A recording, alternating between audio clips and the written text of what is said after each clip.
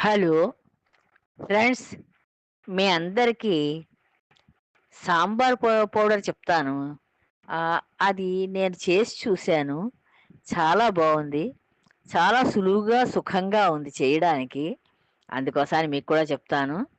ఆహ్, రాసుకోండి మరి. రాసుకుంటే ఆహ్, అది నేను చెప్పినట్లుగా తయారు చేసుకోండి. చాలా చక్కగా వస్తుంది. చాలా సులువుగా చేసుకోవచ్చు సాంబార్‌ని.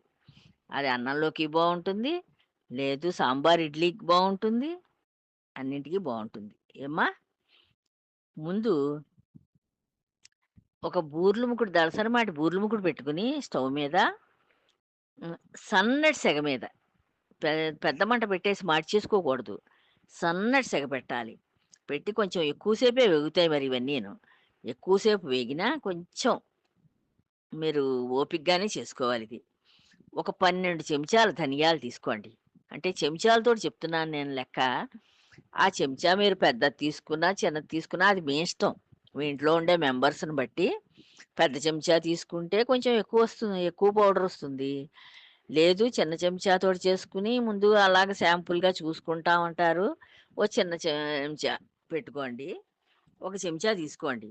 ఆ చెంచాతోటి 12 చెంచాల ధనియాలు తీసుకోండి. తీసుకొని బూర్ల ముకుట్లో వేసి సన్నటి సెగని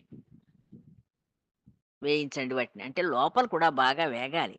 వేగి కొంచెం కమ్మటి వాసనొస్తోందన్నప్పుడు అవి తీసి ఓ పళ్ళెంలో వేసేసుకోండి.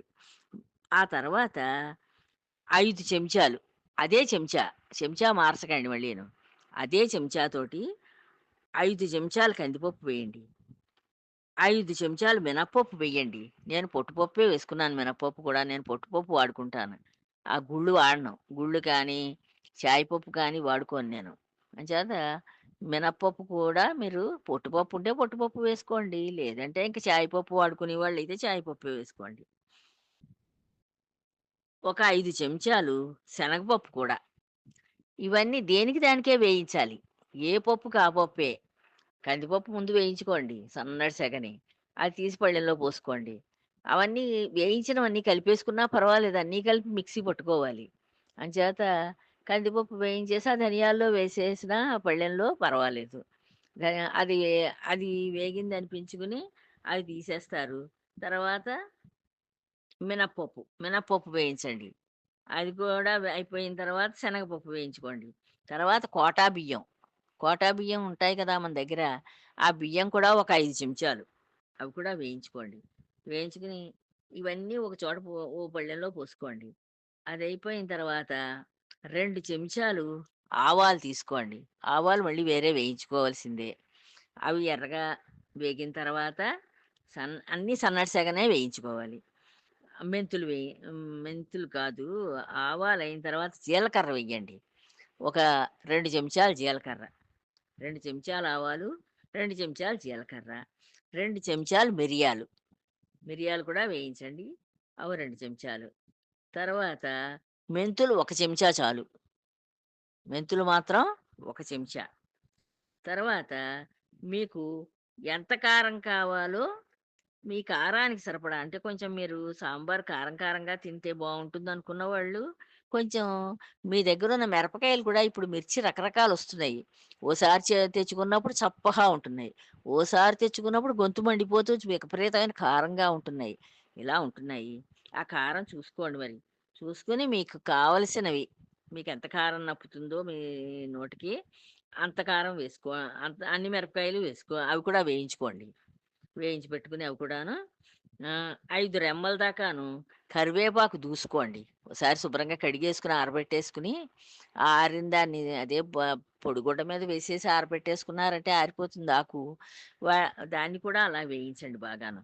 బాగా పొడిగా వేయించేసుకుని అవి కూడా తీసుకోండి. ఒక చెంచా మంచి ఇంగువ. ఆ ఇంగువ మరి తినేవాళ్ళుంటారు, తినని వాళ్ళుంటారు. ఇంగువ వాసన కొంతమందికి నచ్చదు. అంచేత నచ్చిన వాళ్ళు ఓ చెంచా ఇంగువ పొడి కూడా వేసుకోండి. నచ్చని వాళ్ళు పూర్తిగా మానేసినా పర్వాలేదు. అది. ఈ వేయించుకున్నవన్నీ చక్కగా మెత్తగా మిక్సీ పట్టుకోండి. మిక్సీ పట్టుకొని అందులో వేశానా లేదా అన్నట్టు కొద్దిగా ఉప్పు వెయ్యండి. ఎంచేతంటే ఈ పౌడరు పాడైపోకుండా ఉంటుంది. ఎక్కువ కాలం నిలవ ఉంటుంది ఉప్పు వేయడం వల్ల. కొంచెం ఉప్పు వేసి ఏకంగా ఆడేసుకోండి. ఆడేసుకొని మీరేం చేస్తారంటే మామూలుగా కుక్కర్‌లో వండుకునేవాళ్ళైతే మీకు సాంబార్‌లో ఏం కూర ముక్కలు వేసుకోదలుచుకున్నారో, ఆ కూర ముక్కల్ని తరిగేసుకొని ఒక ప్లేట్‌లోకి, ఆ ప్లేట్ పళాన్ని ఆ అన్నం పైన పెట్టేశారంటే, ఆ కుక్కర్‌లో ఏకంగా ఈ ముక్కలు కూడా ఉడికిపోతాయి. నీళ్లు పొయ్యక్కర్లేదింక. నీళ్లు పోయకుండా ముక్కలు పెద్ద పెద్ద ముక్కలు కొంచెం తరుక్కుంటారు కదా! సాంబార్‌లోకి, పులుసుల్లోకిను. అలా తరుక్కుని, ఆ ముక్కలను కూడా ఆ కుక్కర్‌లో ప్లేట్‌లో వేసి పెట్టేశారంటే ఉడికిపోతాయి. ఉడికిపోయాక ఆ ముక్కలు తీసుకొని, దానికి సరిపడా చింతపండు రసం మీరెంత పులుపు తింటారో, మీకెలా కావాలో అంత చింతపండు రసం, దానికి తగినంత ఉప్పు, పసుపు, తర్వాత కొంచెం తీపి తింటారు అనుకుంటే కొంచెం బెల్లం, కొద్దిగా బెల్లం, ఓ 2 పచ్చిమిరపకాయలు, కొంచెం కొత్తిమీర, కొంచెం కరివేపాకు ఇవన్నీ వేసుకొని ఆ నీళ్ళు మరుగుతూ ఉంటాయి కదా!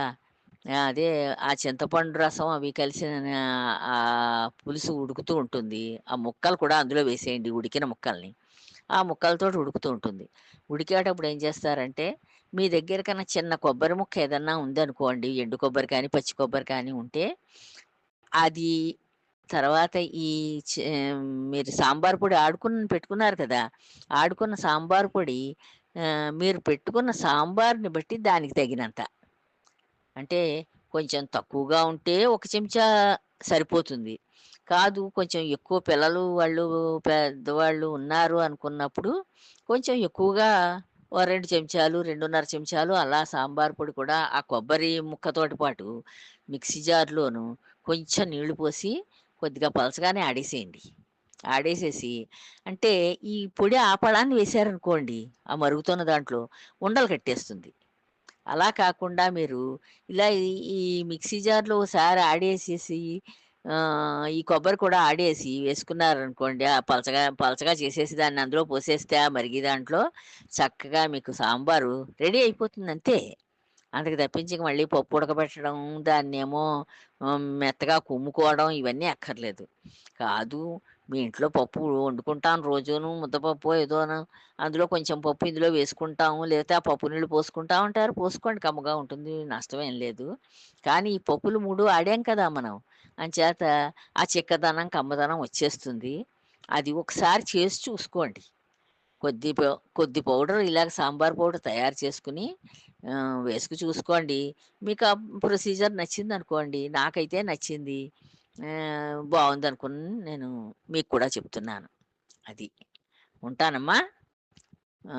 చేసుకొని మీకెలా వచ్చిందో మీకు నచ్చితే చెప్పండి. నచ్చకపోయినా చెప్పినా పర్వాలేదు.